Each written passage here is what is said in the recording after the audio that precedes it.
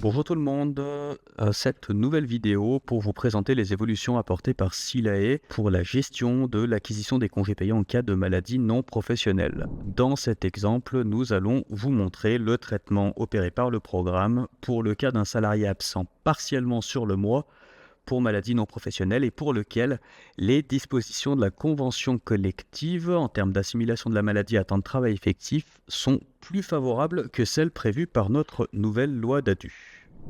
Pour vous expliquer cet exemple, je vous ai créé cette situation-là. Donc nous sommes sur la période d'emploi de juin 2024, donc premier mois à partir duquel vont s'exécuter les évolutions apportées par le lot 2. Dans notre situation, nous avons un salarié qui est absent pour maladie non professionnelle du 7 au 20 juin 2024, soit 14 jours calendaires. Vous pourrez constater ici les lignes de commentaires générées automatiquement lors d'un arrêt maladie, donc concernant le nombre de jours acquis. Donc vous avez le nombre de jours acquis au cours de la période et vous avez le total acquis depuis le début de l'exercice CP.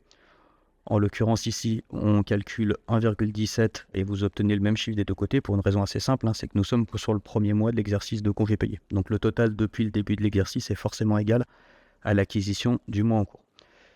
Ce chiffre de 1,17, comment est-ce qu'on l'obtient? Vous aurez l'explication dans le mémo que vous retrouvez en face de la ligne salaire de base. Donc vous retrouverez le détail de l'acquisition à l'intérieur. Donc le calcul est fait en deux temps. On va d'abord, l'idée c'est simplement de calculer dans un premier temps le nombre de jours de congés acquis au titre de la présence effective du salarié, puis de calculer le nombre de jours acquis au titre de la maladie, et ce, selon la loi et selon la convention collective, sachant qu'on va retenir le plus favorable des deux au global. Donc le premier calcul est assez simple, on va déterminer le nombre de jours d'absence sans droit à CP. Donc en l'occurrence, on est sur un mois à 30 jours pour le mois de juin. Le salarié est absent pendant 14 jours, donc du 7 au 20 juin 2024. Pour calculer le nombre de jours acquis au titre de la présence du salarié, finalement, on va partir des 30 jours calendaires de juin, moins les 14 jours d'absence, donc 16 jours de présence. Et nous allons tout simplement faire 16 trentièmes multiplié par 2,5. Nous obtenons 1,33 jours ouvrables acquis au titre de la présence. Concernant la maladie, on va faire un petit peu le calcul inverse, c'est-à-dire que nous avons déterminé 14 jours d'absence en calendaire. Selon la loi, finalement, le calcul, ça va être 14 sur 30 multiplié par 2. Donc sachant qu'en application de la loi DADU, l'acquisition se fait sur la base de 2 jours par mois. Selon les nouvelles dispositions légales, l'acquisition serait de 0,93 jours ouvrables selon les dispositions légales. Pour cette convention collective-là, les absences maladie sont assimilées à temps de travail effectif pour l'acquisition des congés payés dans la limite de 60 jours calendaires. Le calcul donc sera le suivant. Nombre de jours calendaires de maladie donnant droit à CP, nous sommes toujours à 14, divisé par 30, multiplié par cette fois-ci 2,5.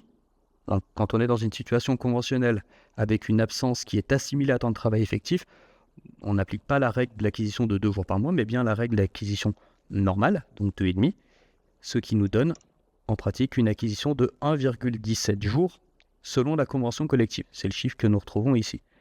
On compare les deux dispositifs, donc 0,93 au titre de la loi, 1,17 au titre de la convention collective, on prend le plus favorable des deux, et en l'occurrence dans cette situation, c'est le traitement selon convention collective qui est le plus favorable, donc 1,17. Ici, le mémo vous explique quel régime est le plus favorable.